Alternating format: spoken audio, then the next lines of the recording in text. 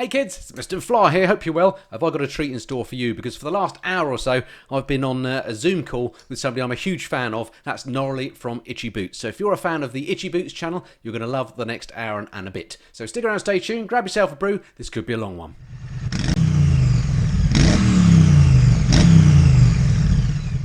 Okay, so if you're not familiar with Noraly and Itchy Boots, where have you been? Her YouTube channel has absolutely been exploding of late. She's got an amazing amount of subscribers, incredible videos on her channel, and she's a lovely lady too. And I'm absolutely thrilled to say that she found the time to talk to me here on the Mr. Fly. So grab yourself a brew if you haven't got one already, because as I say, this is likely to be a long video. Hope you enjoy it. Thank you very much for your time and for coming onto my channel today. It's amazing to have a proper adventure celeb who's mid-trip actually on the channel. So thank you for coming. Yes, thanks for having me. You're very welcome. So you had quite an eventful exit out of Peru. So how are you finding it now back in the Netherlands? It must be a little bit, are you deflated? Are you laying in bed and are you busy? What's going on? Yeah, it was so strange to everything that happened in Peru. And obviously, I wasn't expecting to find myself in the Netherlands at the moment.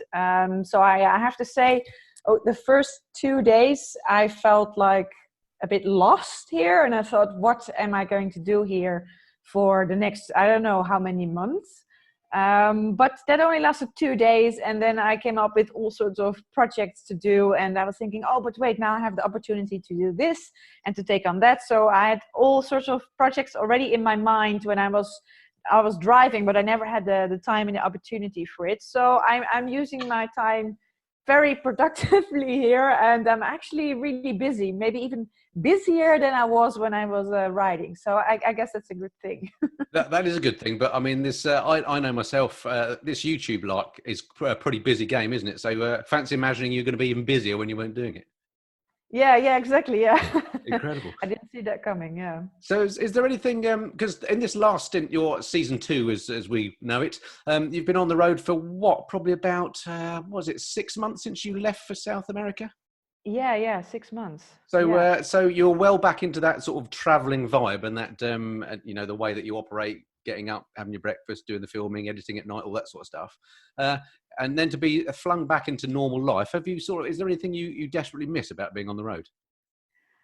Oh, that's a good question. Yeah, just the riding. I think that's the main thing. Just being on the bike the whole day. That's just not happening at the moment. Luckily, I do have a motorcycle here, which Enfield lent me. So that's great. So at least I have a mode of transport, because I don't have a car here either. So I can ride here, but obviously, yeah, it's not going to be long days, and it's not going to be in the mountains and with loads of adventure. So yeah, that's what I really, really miss. Yeah. And do you still get up so early? Well, my whole rhythm is completely messed up. It's a 7-hour time difference between Peru and the Netherlands, and normally I would never really suffer from jet lag, only for a few days. But maybe it's because I've been in that time zone for so many months.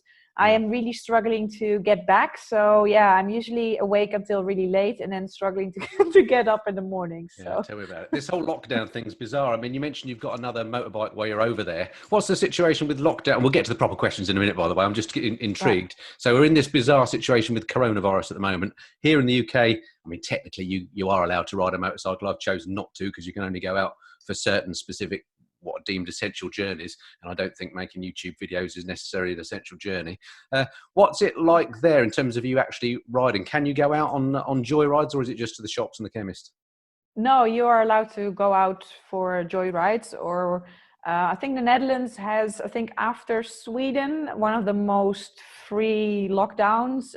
They call it an intelligent lockdown. Yep. So the most important thing here is to keep the 1.5 meter distance and that sort of thing, and don't gather in big groups. But yeah, you're allowed to ride your motorcycle just for fun. I mean, people can go outside to ride their bicycle as well, or to go for walks or anything like that. So no, I can ride around here without That's problems. great. Why aren't I surprised that Holland has one of the most liberal and free lockdowns? Great.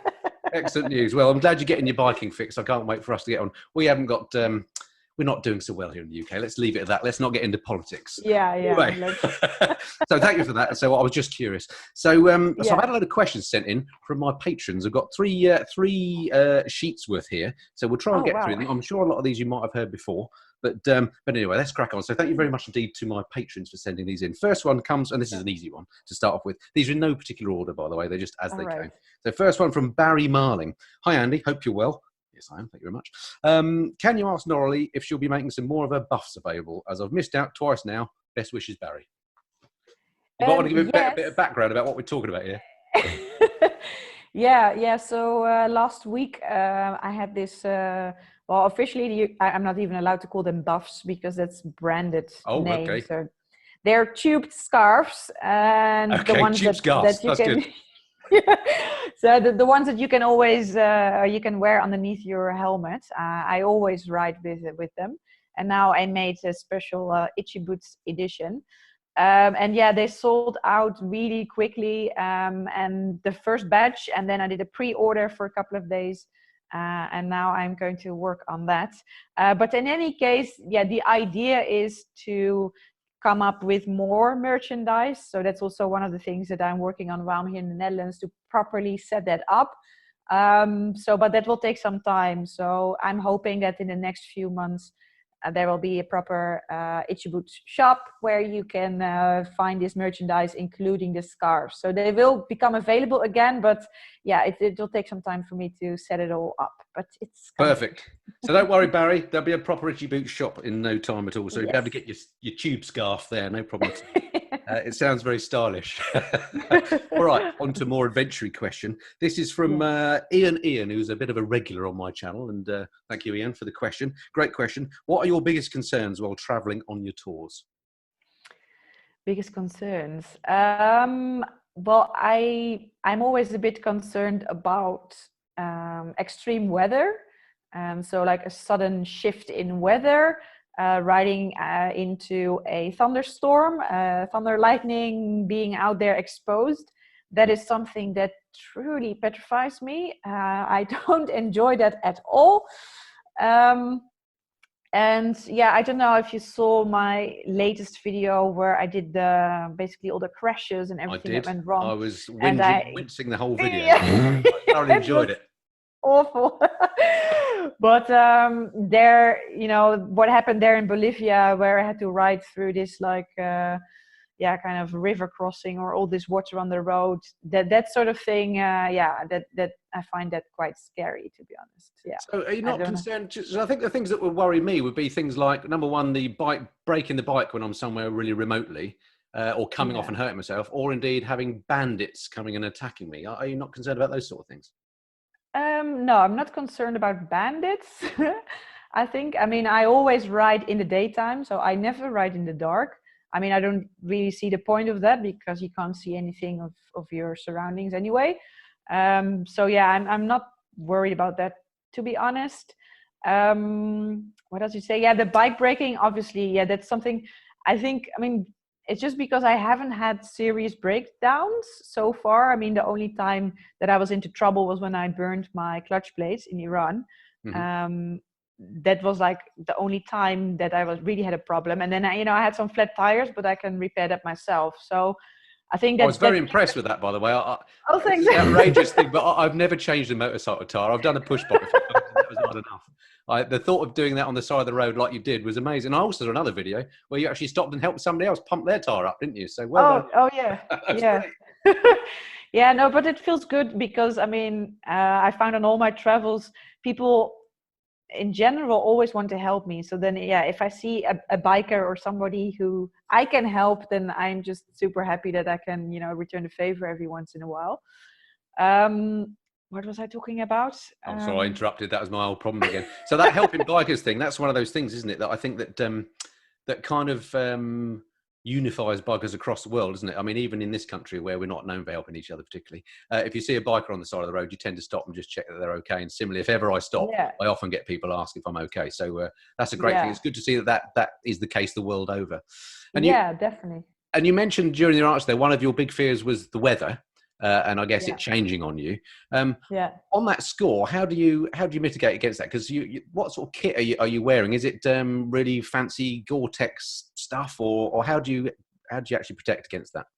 Yeah, so now on season 2, I'm finally riding with good gear. So in that sense, that is not one of my concerns. So I'm protected against rain, against water. So my I say that my suit is fully waterproof and my boots as well. Yeah. Thank goodness, because on the season 1 that was not the case. So yeah, that's like on season 1 I didn't have the right gear for what I was doing, and I was suffering because of that, because I got drenched and I got super cold. Those were the main things, and that didn't happen anymore in season 2. So Great. that takes away that worry. It's more, when I think of weather, it's more like, yeah, look, those water crossings, or riding somewhere Flash flood exposed for or exposed for thunder and lightning. Like those are the type of conditions that worry me. But other than that, like I'm well protected against rain and cold. Yeah. So that's all good. Yeah. Excellent. And we talked about, if you have a problem with the bike and you're proficient at changing tires, so that's great. Did you, before you embarked on your motorcycle travels, did you have any sort of courses or anything on motorcycle maintenance? I mean, what's your background in terms of technology and the bike? Zero background. I had absolutely no idea. But I did, when I started my trip in India with Basanti, I did spend like a week in the motorcycle district in Delhi. Yep. And I kind of got like, how you say that, a quick course in motorcycle maintenance. So they showed me how to change my clutch cable. They also showed me how to fix a puncture, but I couldn't do it after that. It's just like, oh yeah, you just do this, and go. So that wasn't really like proper teaching me. Yeah. But yeah, no, I hardly knew anything. Yeah. Well, that's amazing. I mean, it's we'll get on, I'm sure, later to the bike that you're riding and how reliable it's been and so on. But it's been incredible. You've not had any major issues, isn't it? It's testament to the bike, isn't it? Yeah, I guess so. Yeah. I mean, I had some bad luck things. So, I mean, for example, on the season 2, in the first week, I had a puncture. I lost my license, the bike plate. That's right. Like those type of stupid things happened. But yeah, other than that, I've been super lucky, I think, and it's just and the bike's been reliable, and I do think that that's the main thing on why I don't worry about those things, because I'm like, well, the bike will always go, and I dropped it so many times, which you could also see. Yeah, I noticed that. Yeah. Crash compilation, and both the bikes touched ground several times, and nothing broke off or nothing ever. It was always a matter of, okay, lift it up, okay, put the mirrors back where they belong.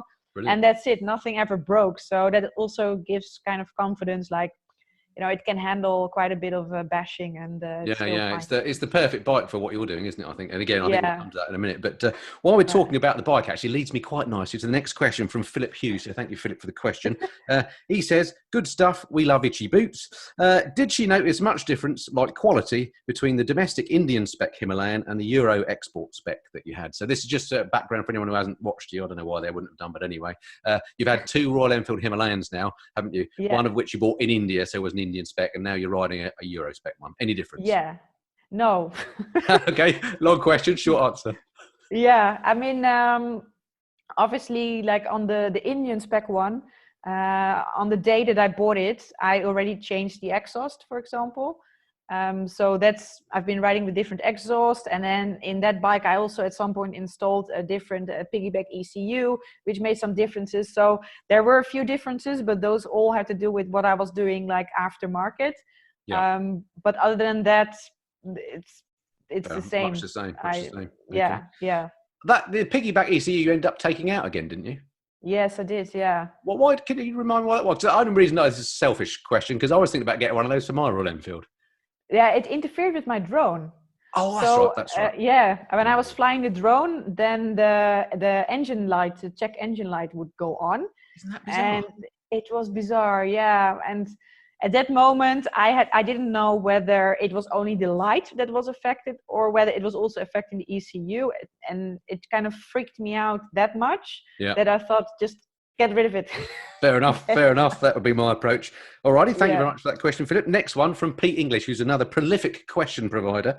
He says, "Hi, Andy. Hope you and the family are fit and well. Thank you very much. It's very fit. Thank you. Please let Noraly know how much we enjoy her channel. Pete loves your channel, Noraly. Question to you both. Which world culture is the most fascinating to you and why?" Shall I go first? Because this is very easy for me.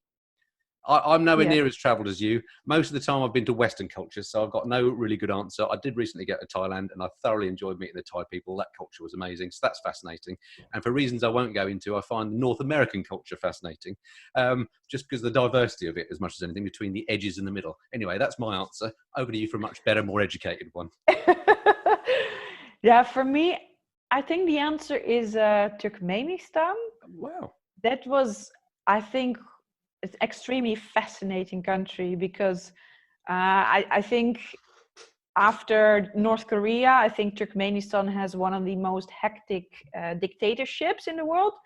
And there are just such bizarre rules there that I just find an absolute fascinating country just because it's so different from anywhere else. Yep. You're like, wow, this is, just crazy. And unfortunately, I only had a very short transit visa, so I couldn't really explore this country. But yeah, it was definitely fascinating. So putting you on the spot there, what were some of the bizarre rules and laws that they had? For example, in the city, the white city of Ashgabat, where I remember that. Everything had to be white, didn't it? Yeah. Everything had to be white. So all the buildings had to be of white marble. Only white cars were allowed. So if you had a colored car, you had to park it outside of the city and then come into the city with a white cab. I think the local dictator must have a bad case of OCD. He used to be a dentist. That's why. Oh, that's it. He loves a pearly white set of teeth. Right. Yeah. So I can't. Was Bazanti white? I can't remember. Yeah, she was. That's how you got the bike in. Yeah. Yeah, I think for motorcycles you're okay, but cars are definitely an issue there. Yeah, that's bizarre. Isn't that bizarre? That was a wild episode. I remember watching that one actually, relatively recently. I saw that one actually, and there were no cars on the road either, were there? Yeah, it was. There were people walking on the highways with broomsticks and just sweeping the highway. Like everything had to be clean, so they were manually sweeping. It was, but then almost no traffic. It was, really something else. Mind-blowing, isn't it? Great. Your answer was much better than mine. Thank you. Thank you for that, Pete. Good question. Next one from Adrian. If she could choose another bike to do it on, what would she go for? I assume he means traveling. Yeah. That's a difficult question. I think because, for me, I know that this bike works for me and it's what I want and what I need for the type of traveling that I'm doing. And the thing is also, I actually don't have a lot of experience riding other motorcycles, like hardly any. So I've never ridden any other adventure bike, for example. So that makes it very difficult for me to think, okay, this would be better. I sat on a couple of them before and then I just, so when I think of brands, I know that KTMs are way too tall for me. BMWs in general are way too big and heavy for me and too expensive. So I do find it difficult to kind of name a bike because I actually never been on any of them. Fair enough. So let's put it another way then. What about the Royal Enfield Himalayan, as I understand they're pronounced? Is there anything about it that you don't like, that you'd like to change? I don't like a couple of things which come standard on the bike. But those things I've already changed. So for example, I find the seat, I don't like the standard seat, but I do like the touring seat. And so for the way that I set up Dano is pretty much, I already changed all the things that I thought, okay, this should be different. Mm-hmm. What I would really hate. What about things like engine power, for example? Because I wondered whether you might find, because I know you used to have a Ducati, didn't you, before you left? Do you find it a bit lacking in poke? Yeah, I think for the type of travel that I do, and especially when you're on unpaved, I would not need a lot of more power. I actually think that can work against you. I agree.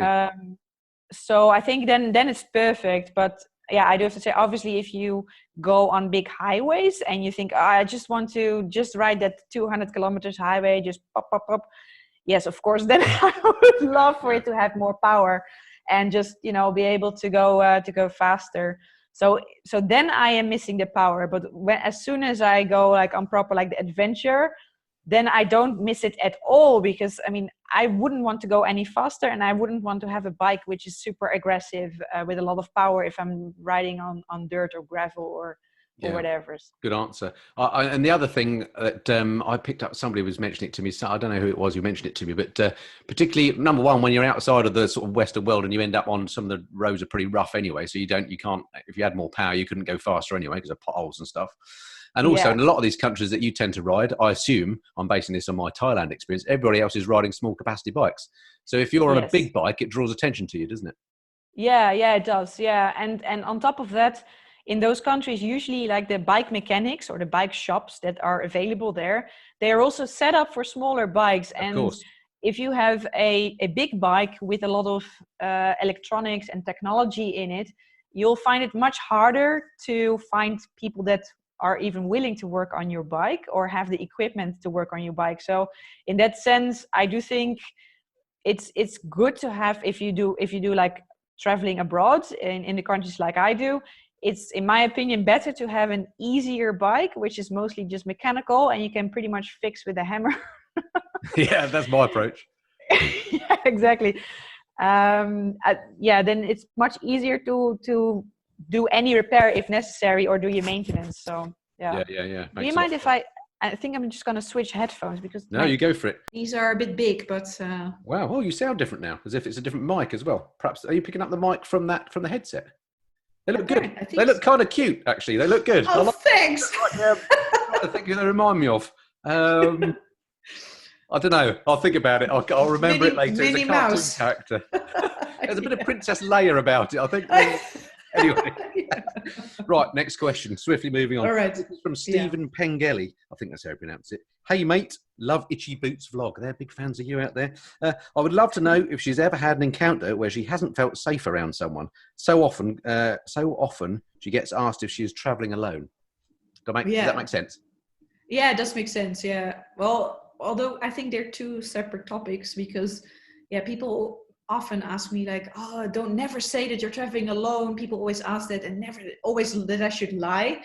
That's something that I would never really do because the whole question, are you traveling alone, is so common. It's just the same question as where are you from? Are you traveling alone? So it's a very natural question that I'm getting asked every day by locals. So I never see that as a threat that somebody's, I don't know, want to hurt me or whatever. There have been, I think, in the whole trip, 2 times where I felt a little bit uncomfortable around someone. Mm-hmm. And both times were men drunk. So drunk men. Okay, I think we can all relate to that. Actually, but yeah, exactly. But anyway. Have you met drunk women can also be a threat. No, so let me say like drunk people. Yeah, that's sense. More accurate. And But what about in the village in Peru where they thought you brought the virus in? Yeah, that's a different story. Yes, of course. I didn't feel safe there either anymore. I was worried that if Corona would break out there, that I would have an angry mob outside the guest house. Yeah, that was horrendous, wasn't it? Yeah, that was bizarre circumstances. But I don't connect that really to Peru or the people in Peru. I think these are just crazy times everywhere. Yeah. And I think that was probably a normal human reaction. Nothing personal, I think, in that case. Yeah, it must be scary. Yeah, it was scary. I mean, that's the reason why I decided I have to get out of here, because it's not a matter anymore of just sitting and waiting it out.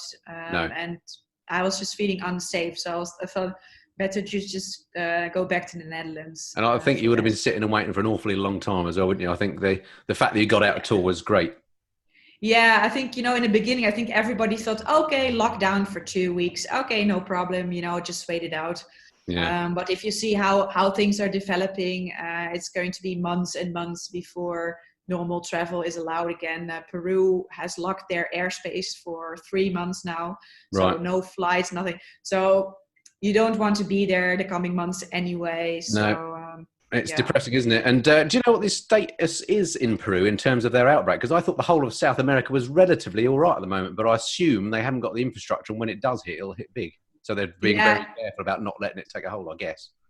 Yeah, I mean, they were very quick with the lockdown, but the latest numbers I saw is that it's rising actually in Peru quite rapidly, even though there's a lockdown. So it seems like they're still several weeks behind Europe. I mean, because now, for example, here in the Netherlands, it's stabilizing a little bit and going down, but in Peru, it's still increasing. Yeah. Yeah, it's a worry, isn't it? Because in the Western world, where we, Europe being the epicenter, or it has been for the last couple of months, we've all got lots of money and infrastructure, and have managed. Pretty much every country has stabilised it now, haven't they? The poorer countries, the mind boggles as to what's going to happen in the Africas and the South Americas of the world when it, hits there properly. So nightmare. Anyway, moving on. Let's not get too depressed. Next question from Turnbull. Thank you, Nick, for the question. Hi, TMF. Hope you're well and the sunburn has diminished. Do I look sunburnt to you? No. You look nice and tense. We got lovely weather the next couple of days. I expect I'll top it up again. I'd like to ask if Noraly would consider travelling in company, and if so, who with? Or let's spin that slightly differently. If you could ride, well, number one, do you prefer riding alone or with somebody else? I think I know the answer to that. And number two, if you had to ride with somebody else, anyone in the world, alive or dead, who would it be? Oh, well, you, of course. Good answer, but unacceptable. That's a tough one because, obviously I prefer to ride alone. Yep. So I've never really thought about, riding with somebody else. Yeah. I would ride with Mr. Spock from Star Trek. I can name any person. Doesn't have to be alive or dead, fictitious or otherwise. Well, then I'll ride with Brad Pitt then. Yeah, fair enough. Actually, I think he might have a bike, so he might be quite handy. Yeah, I think he does. By the way, my Mr. Spock answered that because he's just a very handy bloke to have around, isn't he? He's very resourceful. And with the Vulcan death grip, very useful if those bandits come and get me, I'm so worried about. All right, swiftly moving on. Oh, by the way, while we're on that question, and again, I think I probably know the answer, but what is it? Why do you prefer riding alone? What is it about riding in groups or with others that you don't like? Well, there's a couple of things. First of all, I love my freedom. Yep. And just being able to do whatever I want, take my breaks whenever I want, and just not having to kind of communicate all the time what you want, and compromise if it's the same. Yep. So it just gives me a lot of freedom. What was the second one? I had a second point. It was... what was the second point? Thank goodness for editing. We can take this bit out. There was a second point. Well, the one bit was who out of anywhere, who would you ride with? That was Brad Pitt. And then it was, I can't remember. Let's move on. I can't remember what the heck the question was. Let's move on. I'm sure it's a great question. Thanks, Nick. I hope amongst that we managed to answer it at some point. Next question from Colin Vincent. Colin asks, I've cycled in some remote areas, and on occasion it's hit me that if something big breaks, etc., I have no help, no phone signal, tent, etc., and it's all a bit scary. Has Noraly ever felt that way, and does that thought shape her routes to any extent? Which I thought was quite a good question, actually. Yeah, it's a good question. Yeah. To the first part, yes, I have felt that way. And I remember it very vividly. That was in Tajikistan when I was riding on the Pamir Highway. Mm-hmm. And I had one day where the whole day, I didn't see anybody. There was no people, high altitude. It was cold. And I didn't have I don't travel with camping gear. But at the time, I didn't have any shelter or whatever. And that was a day when I really thought, wait a second, if something happens here, if I break down or I fall down and I cannot ride on, there's nobody's gonna pass here. I have to spend the night here. It is so cold. I don't have any shelter. I'm gonna freeze to death. Yeah. And that kind of gave me a bit of a fright that I was like, this is not the way I should. I felt like that in Reading once. Anyway, sorry, carry on. I've interrupted again. Carry on. So that was a point where I realized, okay, I need to make some changes. So then for season 2, so now I'm riding I have an emergency shelter with me. Yep. So it's not like a proper tent to go camping for fun, but it's really if I get stuck on the side of the road or whatever, that at least I will make it through the night. Yep. And that gave me a huge peace of mind. That was like, okay, that makes a major difference. What was the second part of the question again? We're going to do this again. I have no help, no phone signal and no tent. phone, I Yeah, guess. if that shapes my Oh yeah, your route. roots. Yeah, that was it. Yeah. Yeah. So but that's not really the case. So I don't change my route. I still go wherever I want to go, but just that idea and just having an emergency shelter with me, for me, made a huge difference. So now I just go wherever I want. Yeah. And am I right in thinking you travel with a satellite phone as well? Yes, also, yeah. But Yeah. that doesn't work everywhere. So I believe, for example, Bolivia, it doesn't have coverage Really? for some reason. How Yeah, does that yeah. work? That's weird. I don't know. Right. Yeah. But I mean, there's that would give me a bit some of peace. areas. What Yeah, about yeah. when I'm flying? We have an emergency locator beacon in the airplane in case you go down in the channel or something. What about? Have you ever thought about having one of them? It's literally a gadget you carry. You pull a cord and it sends again signals to satellites and helicopters come and rescue you. Yeah, I now also have this Garmin InReach. Probably the same It's thing. it's a small device. You can send text messages with it, Yep. and you can also press an SOS button. That's And the if you one. do that, then it will send your location to a coordination team in the United States, and they will organize a search and rescue team in the country or the place where you are. Brilliant. And so you pay a monthly subscription to that, and so then you're also insured, I think, until $100,000. So Wow. that at least you're alive and also not bankrupt. So Yeah. Although you can worry about yeah. the bankruptcy thing later. It's a bit like the coronavirus and the world economy, isn't it? But anyway, let's not go there again. So brilliant. All right. So thank you for that. Yeah. Next question, and you'll be pleased to know this will be the last question of the first page. So we've got how are we doing on time? How long have I got you for? This could go on for a bit. Seriously, have you got to be away anywhere? Because just say No, yes. I'm Great. good. I'm good. So next one from Andrew the Biker Bug. He says, what made you decide on the Royal Enfield Himalayan over something like the BMW 310 GS, which is also a small single-cylinder bike? And then, since starting your South America trip with the misfortune of COVID-19 situation, has it made you wish that you waited a bit longer before heading out on that road? So two separate questions then. So why did you choose the Himalayan, sorry, and should you have delayed in hindsight? Okay. Now you can say Himalayan. I mean, I don't care. I pronounce I have quite it. a lot of Indian viewers. They get upset if I say Himalayan. Okay. Yeah. Exactly. Yeah. I also say Himalayan because it's the way they pronounce it in India. Works for me. So yeah, that's how I learned it. No, there has never been really a moment where I thought, okay, I'm going to compare all these bikes and put the pros and the cons. This bike just came on my path because I was in India and I was backpacking. And then I saw, obviously, Royal Enfield is everywhere in India. And I saw these cheap rental options. And I was like, yeah, let's rent a motorcycle here. And that's when I rented it. And I loved the bike so much that I was like, I want to have it. I want to buy one. So, and then it all, the end. So that's basically the reason why I started. Yeah. Wow. I bet Royal Enfield had chuffed the day you walked in and rented that bike.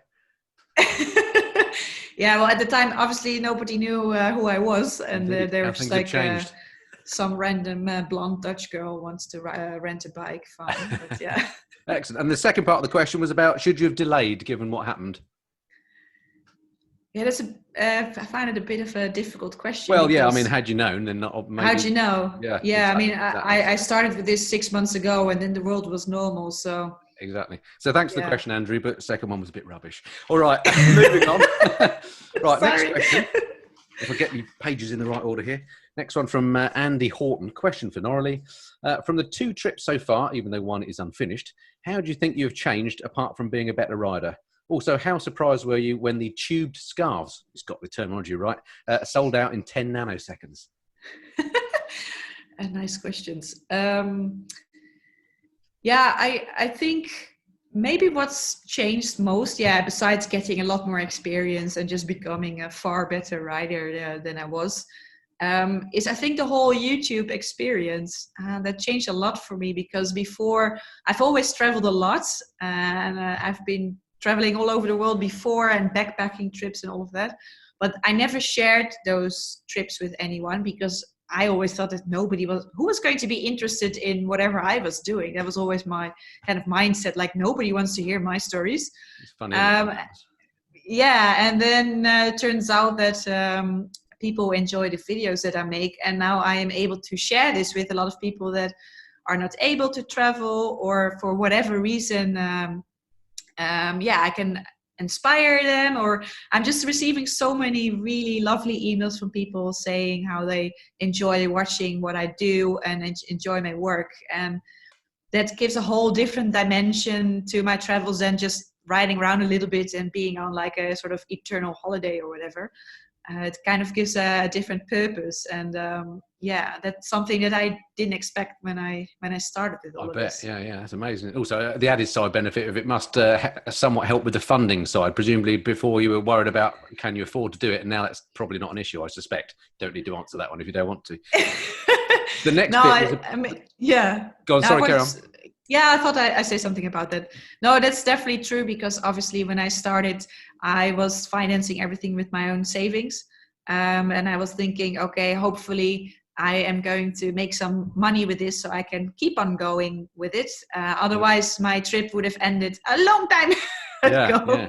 So, yeah, definitely. It's great. I mean, I presume it's self-sustaining now, so you can do this forevermore if you want to. Have you thought about how long you're going to do this? And what happens when you've done the whole world? Do you just start again? Yeah, I don't know. I mean, for me, the idea was, okay, let's just do this season 2, ride to Alaska. And I was thinking, okay, I'll arrive there somewhere next year, summer. So, I mean, from the beginning, I said it's going to be a 1.5-year trip. And I haven't really thought, I just thought, okay, once I arrive in Alaska, I'm just going to think, okay, do I still want to keep on riding? If the answer is yes, then I think obviously Africa is kind of the obvious area to go. Yeah. And if I'm tired of doing it and I don't feel like doing it anymore, I go and do something else. But I don't know. I thought let's see when I get to Alaska how it's going. Sounds like a great attitude to me. And the second part of Andy's question, which we missed, was about the tube scars. Were you surprised about them selling out? Yeah, it went crazy. Yeah, I didn't expect it at all. Yeah. And the other amazing thing, we won't go into the detail, but I know how many of these that Noraly sold, and that she was actually stuffing the envelopes herself and writing the addresses. So certainly to begin with. So good effort. Yeah. Anyway, moving on. Next question is from Faraz. I think that's how you pronounce it. Thank you, Faraz. My question, the last leg of your trip was hairy, to say the least, as locals became hostile to your presence, even citing that you brought the virus to the village. Given this experience, how much will that trip impact your mindset in future tours, which essentially left you quite open and vulnerable? Any key learnings? Lessons, please. Any key lessons you can take from it? What did you learn from that experience? Yeah, that's a good question. I mean, I don't know. I don't really know how to. Don't be in a village when a pandemic strikes. I guess I mean that's the thing. You know, I think it just changed. The world changed so rapidly in a way that nobody ever saw coming. Obviously, it does shape how I'm thinking about returning to continue the trip. And obviously, I have questions like, how is this going to be? And if I am able to go back to Peru and keep on traveling, how are people going to view me in the small villages? Because I'm very used to wherever I go, people usually welcome me with open arms and are like, oh, wow, where are you from? You know, and have all those conversations. And I don't know if that's going to be the same again, or maybe people are more hesitant or still hostile. I have absolutely no idea. And time will tell, I guess. And with regard, because you left your bike over there with your hasty departure, didn't you? And so the place that you've left it, can you leave it there indefinitely if you need to? Yeah. Or you'll find out, I suppose. I'll find out. No, so I left it at a Dutch shipping company. Right. So I was wondering if it was a car park with a ticket on the bike for an hour. No. So it's safe there. And it's a good place. So if I have to kind of evacuate the bike out of Peru, it's already at the shipping company. So that should be easy. But actually this week I received some good news, because the problem with the bike is that, you know, it's on a temporary import permit. Yeah. So it could only stay in Peru for 60 days, and that ends on the 13th of May. Right. So I applied for a suspension of it, and I applied for a suspension of 6 months. Wow. Yeah. And this week I received a confirmation that they're processing my request. So, okay, that's at least something. It's not an approval yet, Yep. but I'm really hoping that it's approved. And that would mean that the bike can, for the next 6 months, can just stay there waiting for me to come back and continue. Right, and that is good news. And presumably, given the situation, they would probably be quite open to that. You'd like to think, wouldn't you? Yes. Yeah. And is it? I mean, what was the arrangement? I'm being nosy here now, really. But did you, when you left the bike, did you say I want to leave it here indefinitely? Did you say, well, it's just going to be a couple of weeks and I'll be back for it, or was it, well, it could be here for a couple of years? What? And you know, how does that all work? Or did that? Were they just helpful end of because they're a Dutch company and they felt sorry for you? Yeah, mostly that, I think. Okay, fine. Fair enough. All right. They were just really helpful, and we didn't really, I mean, also at that time, that was really in the beginning stage. So when everybody was still thinking, okay, it's a 2-3 week lockdown. Yep. But I have a good feeling that they won't, it's not in anyone's way there really. So fair enough. Good. Well, let's hope it can stay there safely. It's only a little bike, for goodness sake. Okay. Next question from, thank you for that, Faraz. Next one's from somebody called Debenham Dave. I think he's from Suffolk. I think Debenham is a place in Suffolk, a place I know well. Hi, Andy. Quite simply, could you ask Noraly the secrets to travelling light? Which I think is a great question. Good question. Yep. Yeah, well, I was not really mastering this art in the beginning of my trip, and I was dragging around spare tires and all of that for a really long time. In hindsight, unnecessary, but hey, what did they say? Hindsight is a 2020. Yep. But of course, I learned from that, and now I will not do that anymore, or not so easily anymore. But I think the biggest trick, or something that I personally always do, is every week or every other week, I go through all my stuff. And if I haven't used that particular item in the past 2 weeks, I get rid of it. Wow. Yeah. And that's a very good way to not lug around like all this unnecessary stuff, because it just gets really annoying. So and that's how often have you, the day after you chucked something out, thought, oh, I wish I'd kept that? Has that ever happened? No, that hasn't happened. Oh, that's a great system, isn't it? Yeah, so maybe that's why the system for me, it works really well. Yeah, oh, that's a great tip. I like that. It's not a bad way to run your life generally, is it? I've got a bit of a clutter problem. I'm always trying to declutter, and everybody else in the house is trying to fill it up with rubbish. But maybe I should go there. Anything you haven't used in the last hour, it's going. Great question, Debenham Dave. Like that one. Next one from Richard Salzman. Hi, Andy. After watching Noraly's latest videos of scary moments and crashes, great video, by the way. If you haven't seen that, go and watch it. Wonder how she reconciles the benefits of travelling alone versus the obvious risks, especially in remote areas where help is not a given. I prefer travelling alone versus in a group, but not sure if I would venture into some of the remote areas that she visits without at least one other rider. That's because she's a lot braver than you, Richard. But anyway, so yeah, how do you reconcile the remoteness against being on your own? It's quite a tricky question, actually. I'm not sure how you answer that, but over to you. Good luck. Well, I mean, like when it comes to crashing or dropping the bike, as you saw in that video, that happened quite a few times. But it never made me change my mind about traveling by myself. My mindset is always, or has always been like, oh no, I dropped it again. Okay. And the first thing I do is just immediately I start working to pick it up. Yep. As if it's a race. I don't know why I do that. I mean, it's on the ground. I could just go sit for an hour and just drink some water and relax. But no, it's immediately after. I'm like, okay. It could be adrenaline. Yeah, I think it's adrenaline, and maybe that's good because then that will give you more power to lift it up. Exactly. Is that or a fear of somebody seeing you? Which, if you're in a remote spot, unlikely. But in my case, I'm always very quick in case somebody spots me. Yeah, no, I don't really remotely. It doesn't matter. And if somebody spots me, then it's great because they can help me lift it back up. Good point. Because I mean, I can do it myself. I've done it many times myself, but I mean, it's not easy. So it's exhausting to do it by yourself. So if there's somebody around, I will always ask them, "Hey, can you please help me?" Yeah, because it's easier. But because I know that I can always lift it up by myself. That doesn't give me any worries when I'm riding alone remotely. I'm like, okay, if I drop the bike, just lift it back up. But you don't, when you're planning your route the day before, you don't sort of look at a map and think, oh, that bit looks really remote for 100 kilometers. I'd rather go that way. It takes me through a village or anything like that. No, I mean, I do the first part. So I do kind of study my route.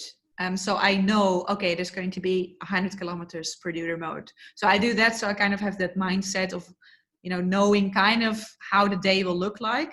But I wouldn't change my route to go through a village. No. Wow, you're very brave. Maybe I must say that. I just never really think about that. Yeah, probably best. I shouldn't have put that in your mind. I just go. Right, next question from Dave Pighills. I want to smirk. I don't know why. Sorry, Dave. I would like. Sorry, I'm going to laugh now. That's outrageous. Nothing wrong with the name Dave Pighills. Oh, let me have a drink. Oh God, it's hilarious. It's not that funny. It's because I shouldn't laugh. That's what. Compose yourself, Andy. Right. Oh. You can do it. Pighills. Right, here we go. I would like to ask Noraly if she has been. Oh God, I'm sure this is a great question. Here we go. Right, I'd like to ask Noraly. Behave yourself. If she has been able to draw a distinction between attitudes in different countries towards a lone travelling motorcyclist, would she be able to identify a best and worst? Actually, a great question. Sorry, Dave. No, it's actually a good question. Yeah, because there's definitely a big difference. And I think in all the travels, I think in Central Asia, so all the Stan, basically any country that ends in Stan,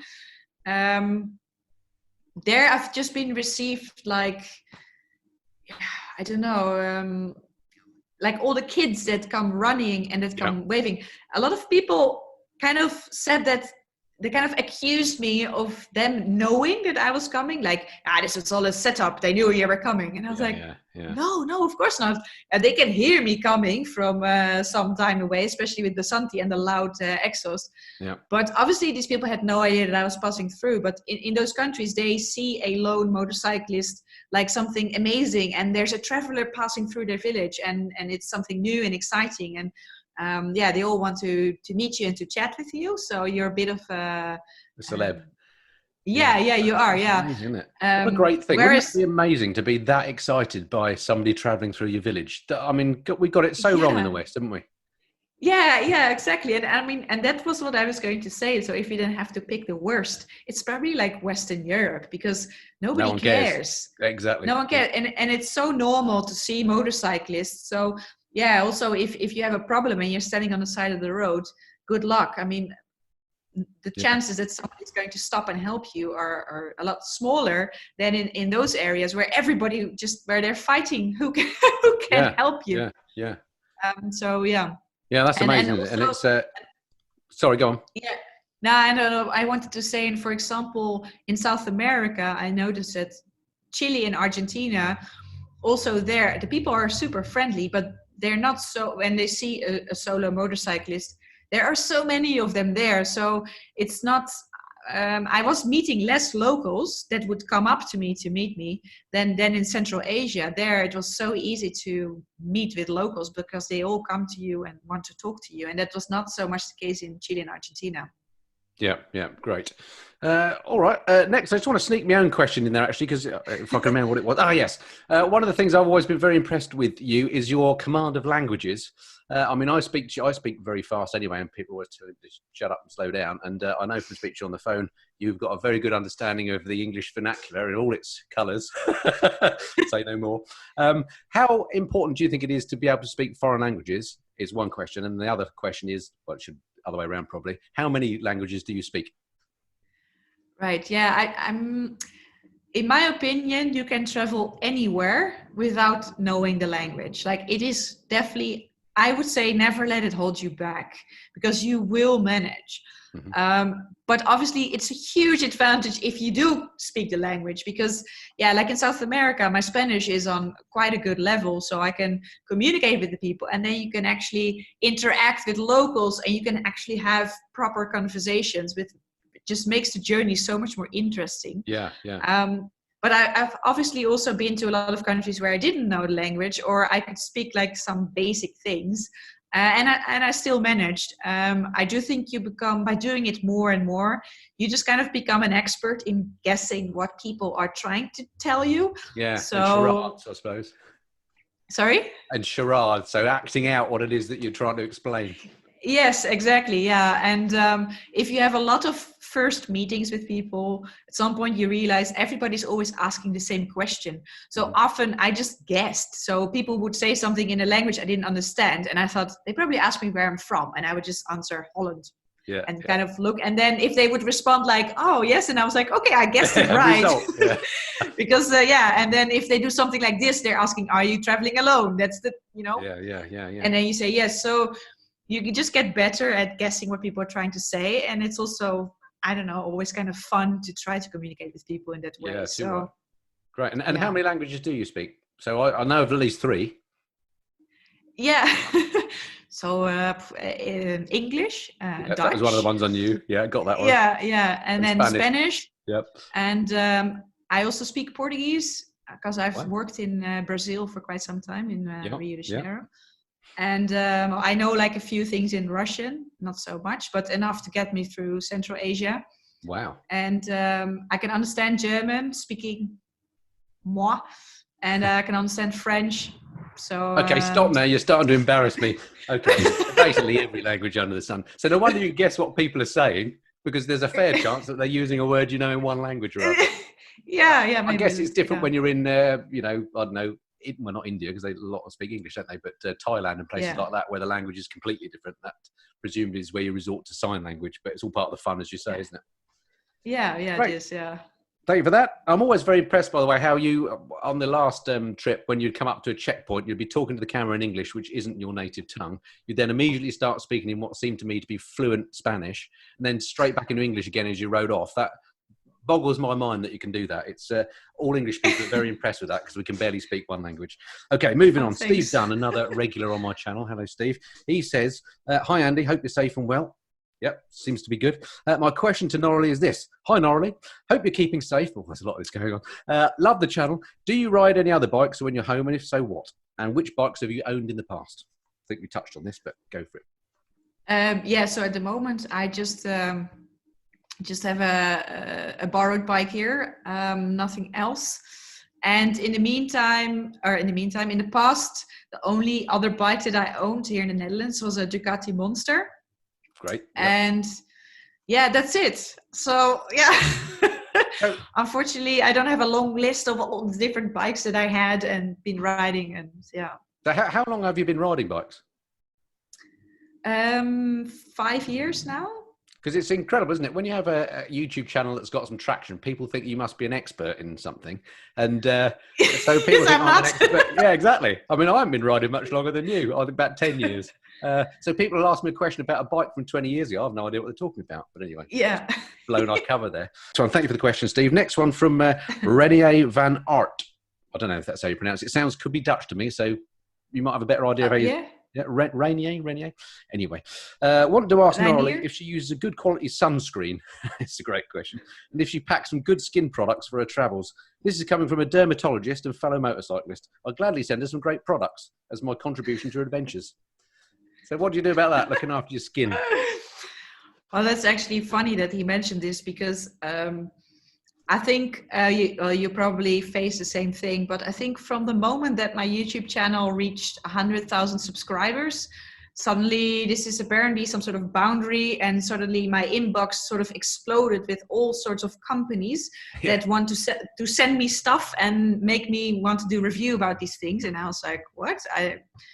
And so I'm always joking, like, I don't want to turn into this person who's like, after a drive is like, well, after a long motorcycle journey, I always use this cream on my face. I always make it as a joke too. Like, I don't want to do that kind of stuff. Fair enough. I don't think that's what he was angling for. It was some genuine free products. I know.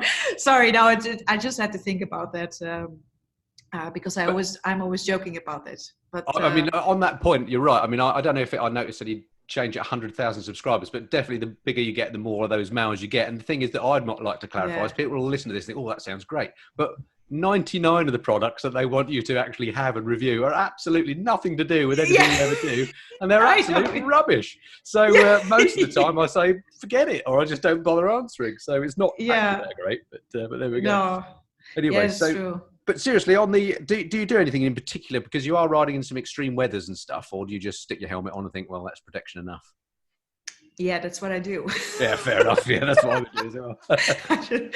I mean, Fair obviously, I always have the scarf, the tubed scarf. Of course. I Get that always, in. of course, huh?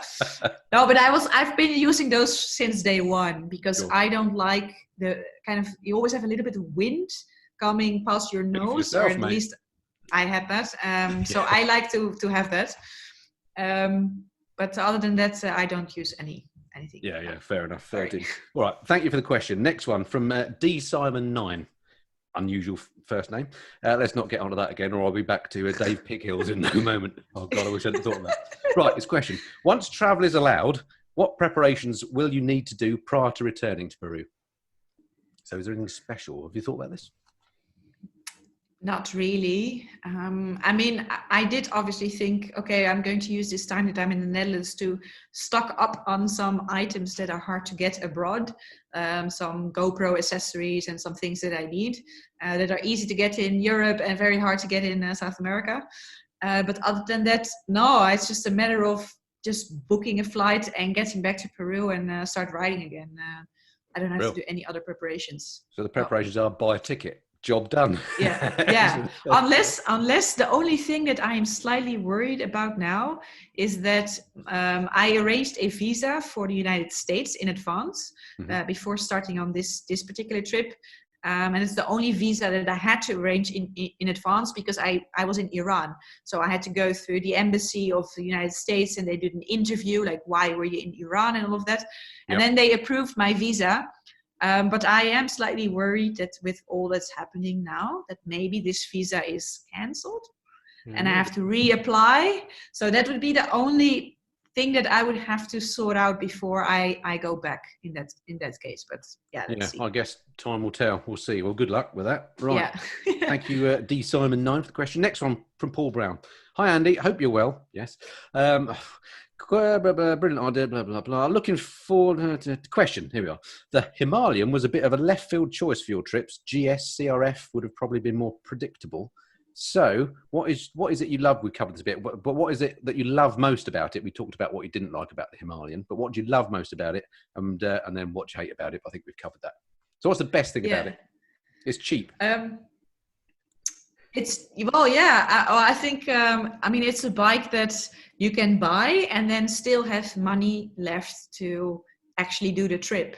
I mean, a lot of the BMWs or the GS series, they are so expensive. So I think your average person, you would spend all your money on your bike and then that's it. You don't have any money left to actually go on the adventure that you're planning to. So I think that's a big advantage that it's cheap. Absolutely. And that maintenance is cheap and parts are cheap. And so I think it's a bike that a lot of people can actually afford and give you the opportunity to go on such an adventure. So I think that's a big one. But when it comes to the predictability, what he said, or reliability. I mean, obviously, I haven't done the trip with a GS or a CRF, so you can't really compare what could have gone wrong with those bikes. But ultimately, I think it's just been reliable anyway. So I wouldn't think of another bike because maybe that's more reliable, because I don't need a bike which is more reliable because it's already. This one has proven to be very reliable, isn't it? Yeah. So, and I think I already said it before, but that's also part of what I like about it is because it is not a very expensive bike. If you drop it, you don't have to immediately think, oh my God, that's 25,000 euros on the floor there. So if I drop it, I'm like, oh, okay, oh, well, maybe small scratch here or there. And you're like, whatever, pick it up and go on. And that makes that. Yeah. That just, I think it just increases like the joy that you can experience from it without having all the time in your mind, like, don't damage it. Because I completely agree. As somebody that has both a GS and a CRF, and I've taken them both off road, I know which one I'd rather do long round the world type journeys on, and it ain't the BMW, that's for sure. Light, small, exactly. Cheap is the way to go. Excellent. Thank you for that, Paul. Next one from Neil Rankin. A simple question for Noraly. Why start your videos with the time? Just wondering. So I got you mid-drink there. That's okay. No, I only did that in season 1. I stopped doing it in season 2, but I, yeah, I you don't know, I know hadn't why. noticed that you stopped doing that. Yeah, I did stop doing that. Yeah, I'm gutted because now. people were asking why, and I was always like, I don't know, why not? Well, why not? Just- Exactly. Yeah. Maybe I should take the same attitude to my "Hey Kids" thing, which I've regretted since the first day I uttered it. But if Oh, I yeah. stopped doing, if I stopped doing it, people were saying, "Why aren't you saying it anymore?" So you can't win. And on balance, Yeah. more say they want it than don't, so it stays. But You can't win. Yeah. but there we go. Okay, thanks for that, Neil. Next one from Alan Jackson. It looks like he's got a couple of questions here. I'm working my way through Itchy Boots season 1 and up to episode 100. Well, he's having a great lockdown. Well done. Oh, actually, I don't have a question, but could you pass on a message? I'm really impressed with 2 things about Noraly's adventures that add to the series' watchability. A, she's always really upbeat and cheery. And B, she always looks very clean. Anyway, thoroughly enjoying the Itchy Boots. So he loves that you're clean and happy, basically. But it's a good, it's a fair point, actually. Thanks. You always come across as happy. Not that you come across as dirty in any way, but how do you keep so chipper about when you're dropping bikes, the weather's going wrong, you've got people thinking you're bringing a virus? How do you stay so happy? I don't know. I just love what I'm doing. I think, yeah. For me, the best day is to spend a whole day on my bike. That's what I love most of it. Just being able to ride all the time. Yeah. And maybe it's also not really fair because obviously my videos, I only record on my riding days.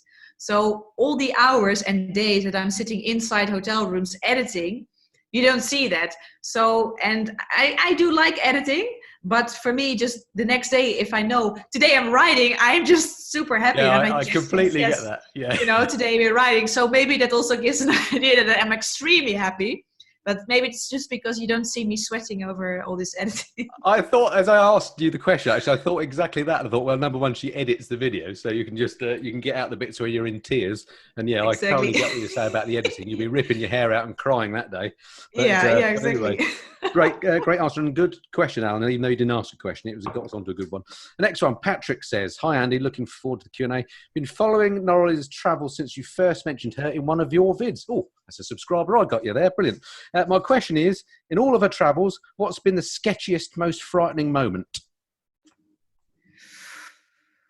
Ooh, yeah, I think that's water crossing in Bolivia. Yeah, that's if anyone hasn't seen that, that's on your latest video actually that went up last week, didn't it? Or was it Monday? I can't remember what day. Yeah, but, last week. Yeah. Yeah, that was horrendous. And I mean, in that sense, I am the worst YouTuber, if you can. I always hate that word, but anyway, I'm in that sense I'm really terrible because it's when it becomes real tricky and I'm actually concerned. I stop thinking about the camera so much. So then I'm not thinking, oh, let's set up the tripods from this angle and film me. No, I'm just thinking, how do I get through this? And I completely forget about the camera. So I did record a little bit, but like the trickiest part itself, where I was absolutely thinking that this was going to be the end. I thought I was going to, with bike included, just go off the cliff there. Yeah. And I was seriously scared at that moment and I didn't record it. So afterwards I was like, this is so stupid. But I do think if I would be in such a situation again, I would do it again. I would not think of the camera and I would only think of my own safety or whatever I had to do in that moment. At the end of the day, that's got to be a priority, isn't it? It's we have a saying in flying actually, which is to apply to when you're in a bit of a crisis situation in the air: aviate, navigate, communicate. That's the way to do it. So basically, always fly the aeroplane first. Don't worry about talking to people on the radio. Worry about where you're going. Just fly the plane first. And it's the same sort of concept, isn't it? YouTube can wait, can't it? If you're in a perilous situation, to hell with the cameras. So I think everybody is at one with you there. So that was a great question. Thank you for that. So next one, Mark Bailey. He says, what got Noraly into biking in the first place? You've probably been asked this a million times. Not so much actually. I don't think I talked about it too much, but on one of my early travels, I was backpacking also in Latin America. So I already traveled from Mexico down to Patagonia and back up, but then backpacking. And I was in El Salvador at that moment. And together with a friend that I made there, we borrowed somebody's bike of a local that we met. And that was the first time ever that I rode a tiny bit on a dirt bike. And that was the first kind of thing that I was on a motorcycle and I thought, wow, this is cool. Yeah. And then my brother was riding motorcycles a lot at the time as well. So yeah, at some point I was like, I just really want to get my driver license and start riding. So, but Yeah. from that moment that I first sat on the dirt bike to actually getting the license, there was a big time period. There was like 5 years in between that nothing much happened, but I was still thinking like, there's going to be a day when I'm going to start. Bikes are cool. You're quite right. So something I wanted to ask you was, do you regard yourself as a biker first or a traveller first? I can probably guess the answer, but what's your view on that? Oh yeah, now I'm really curious what you would guess. Well, I think given you backpacking first, you regard yourself as a traveller and the bike is just a tool, is what I would suspect you would say. Is that the case? Yeah, no, that's the case. Yeah, because I think I've always been a traveller. When I was 18, just turned 18, I made my first solo trip. I just booked a flight to Egypt, and I went to Egypt by myself. And that was from that moment on, I've just always been traveling. So yeah, and then definitely the bike comes second.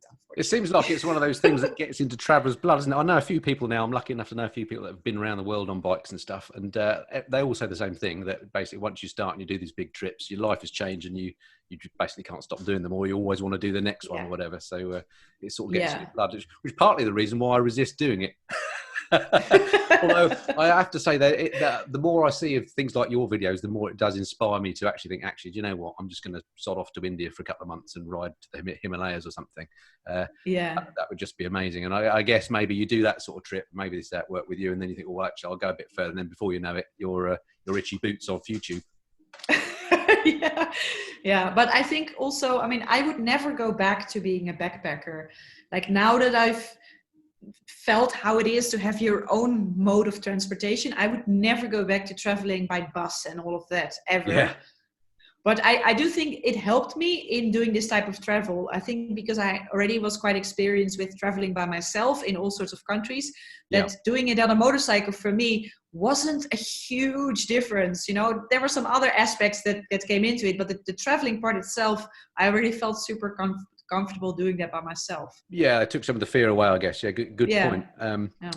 Was there something again? As you're talking, there was something else that struck me, but I can't remember what it was anyway. Bother. Question then.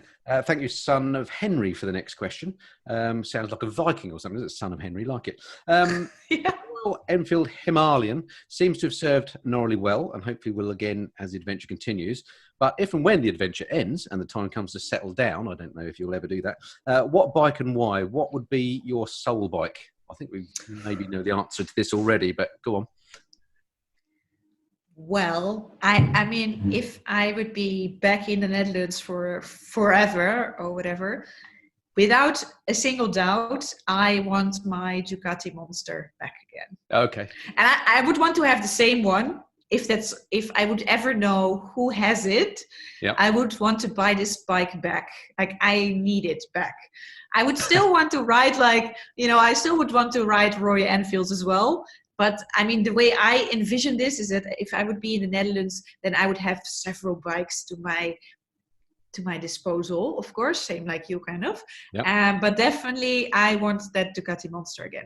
There's something about my first love. Exactly. Well, you never know. I think with your coverage, you might well be able to find where that is and pay some extortionate over the top price to get it back. Yeah. If anyone knows where that bike is, let me know. I'll snap it up. Let me know as well.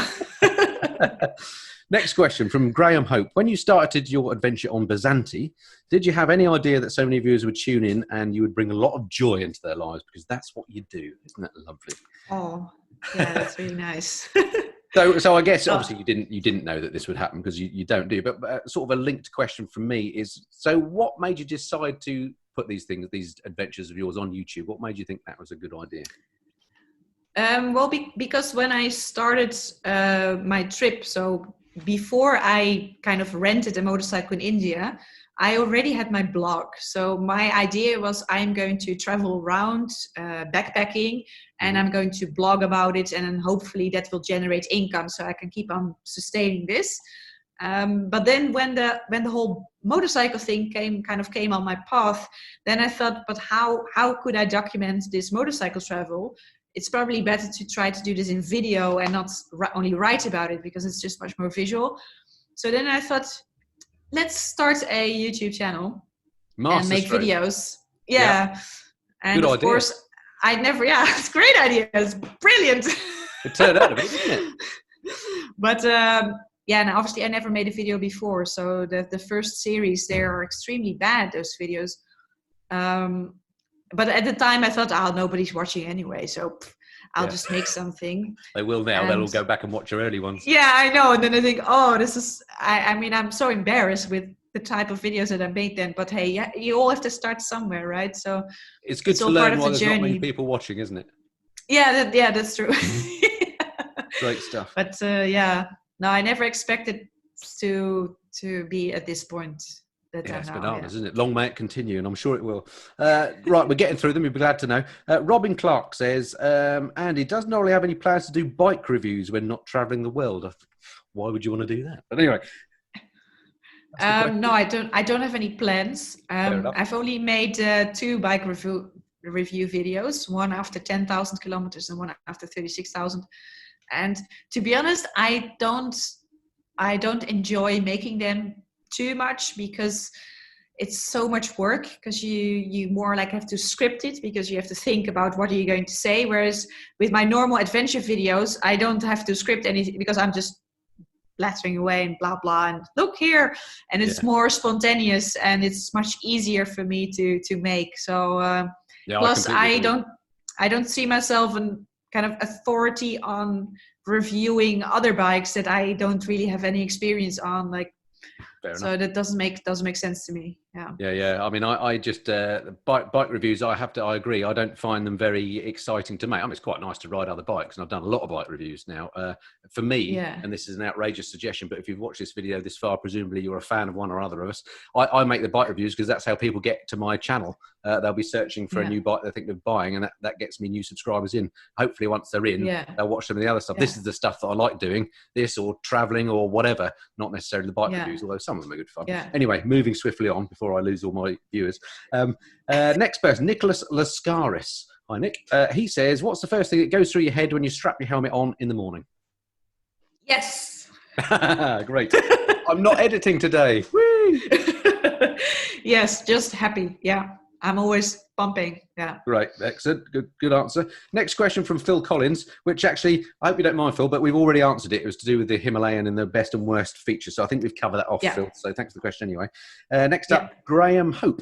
Rattling through these a bit quicker now because I've been keeping you for ages. To provide such an educational video on the shocking silver mine in Bolivia. That was a great episode. I thoroughly enjoyed that. Noraly showed a lot of courage in going underground. Would she like to show more of local activities in and life, given the opportunity? Perhaps a future career as a documentary maker? ? Yes. Yeah, that's spot on, because it's something that I've been wanting to get into more. I want to make my videos more, not every video per se, but I would love to become like a kind of documentary maker. So it's definitely something that I am interested in doing. And the one in Bolivia was kind of a trial for me. I thought, let's make a video like that and see how it's perceived, if people like this type of video. And the responses thought it was one of the best videos you've ever made. How did it go views-wise? Did it do well compared to the others, or was it just about the same? I think it did a little bit better. But it was mostly the responses of the people were really good. And a lot of people were extremely excited about this type of video and said, please do more. So for me, that was really good, of course, because I thought, great. Yes. I think you've definitely got a talent for that sort of thing. And well, who knows? Maybe that'll be the future life for you then. But that'll be more like a job, though, making documentaries, wouldn't it? Anyway, we'll see. Yeah. But now, I mean, how I'm doing it now, I also see it as a job, because obviously it's a job that I love to do. But with all the work that evolves around keeping up with the channel, keeping up the website, it's not a holiday anymore. Like it's just. Yeah, it's a lot of work to keep up with everything and produce all the videos and everything. I know all about that. It's not a bad thing. It's just a fact. No, it's a fact, and I love what I'm doing. So I think it's great. Yeah. Yeah, I mean, you could be working down a silver mine. Right, Exactly. moving on. Yeah. Next, the last question you'll be glad to hear. So thank you to my patrons once again for sending these in. This is from Adrian Goldspink. A couple of questions for Noraly. Oh, two questions. Adventurers such as Ted Simon have inspired many people to travel the world. What inspired Noraly to start her backpacking and biking adventures? This is going to be a really boring answer probably, because I cannot think of a person that inspired me as such. I think just the need or the urge to want to travel has just always been part of my personality, I guess. I've always wanted to travel and I've always done it. So No inspiration required. no, no, it's just Fair something that I've loved most of all. So yeah. Brilliant. Sorry. Fine. And the other question that Adrian had, the last question, do you plan to take the Himalayan to Africa in the future? You did mention that earlier. Oh yeah. So I mean, if after Alaska I am still have energy left and I'm like, let's continue, then I think Africa is the most logical area to start riding around. So yeah. Definitely. Yeah, fantastic. Yeah, it's a big old country as well, isn't it? Fantastic. Well, thank you so much for your time, Noraly. It's been great talking to you again. And the whole coronavirus thing was an absolute nightmare for your trip, but it's been our bonus because it meant we managed to get you back on here for another chat. So hopefully once you get to the end of Alaska, we can get you back on again and find out a bit about what's happening next. So thank you very definitely. much indeed for joining me. Yeah, thanks for having me. I really enjoyed talking to you. And say hi to all of your subscribers. Best of luck with everything you're doing. Good luck with all the new projects, and speak to you in a few months. So there we go. That was my chat with Noraly. What an absolutely lovely lady. Fascinating to talk to, and a real pleasure and a privilege to talk to you, Noraly. So thanks again for your time. Hope you enjoyed that video, and I must also say thank you very much indeed to my patrons for providing all those questions as well and making it such a fascinating chat. All right, well, I hope you enjoyed that. If you did, do give me a big thumbs up and subscribe down below, and in that way I can see you on the next video.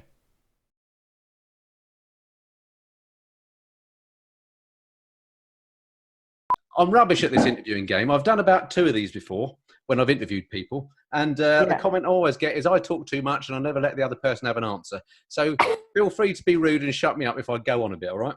Okay, no worries.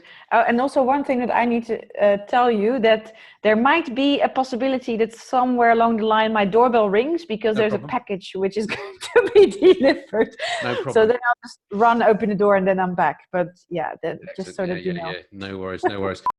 And if the beauty of this not being live, of course, is I can edit it. So if we do anything and you want us to take it out, then just let me know afterwards and we can whip it out, so to speak. Yeah. Okay, so yeah, that'll be fine. I tell you what, I know this isn't live, but I feel a bit nervous. Isn't this funny? I think it's because there's another person doing it with me. Do you find this when you do your live streams? When I'm doing stuff recorded, I'm not nervous at all because you know you don't have to show it or not. But when you're actually doing it in front of somebody, I mean, it feels like it's in front of me. It's so good, this tech. I don't know. I just feel a bit of an idiot. Anyway. It's nerve-wracking. Yeah, I know. Fantastic. I had a quick look at your channel earlier, and I see you've got 417,000 subscribers now, which is unbelievable. That's more than me, 44 Teeth, and Lamb Chops rides added together. That's amazing. In what, 18 months it's gone, isn't it? Something like that. Yeah. Crazy. Yeah, it's crazy. Yeah. Right. Anyway, let's crack on then. Enough general chat. So fabulous. Thank you, Noraly. That was great. Sorry it went on for ages, didn't it? 3:45. My goodness, No, it's fine. No, sorry for that cringy ending. Do you want to record the ending again? No, it'll be fine. I might... what I was thinking of doing was I'll top and tail it with a little intro that I record separately in a minute anyway. So don't worry too much about it. I can't remember exactly how we ended it, but I'll chop it somehow. I mean, I think partly people like the cringy crappiness of these homemade videos. So I think it's why a lot of it's rubbish. So I think it'll be fine. I mean, if you desperately want to do another one, we can. No, but it might be worse. No. All right, see you. Bye. Just leave, I think. Now, what do I click here? End Bye. End meeting for all.